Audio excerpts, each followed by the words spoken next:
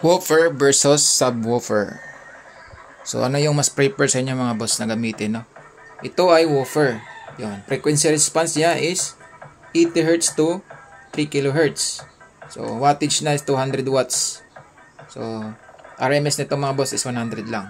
Itong isa naman, subwoofer, yan, frequency response niya is 38 Hz to 1 kHz. So mas mababa to kaysa dito sa ating woofer. Kasi itong ating sub is pang bass talaga to. Ito is pwede natin gawing bass, pwede natin gawing mid-range. Yan mga boss, no? So comment kayo mga boss kung alin sa dalawa na ito ang mas prefer na gamitin niya. Yan. So yung wattage nito mga boss, nakalagay dito 800 watts PMPO to eh. So 100 watts lang din yung ano nito mga boss. Max power niya. Yan. So try natin.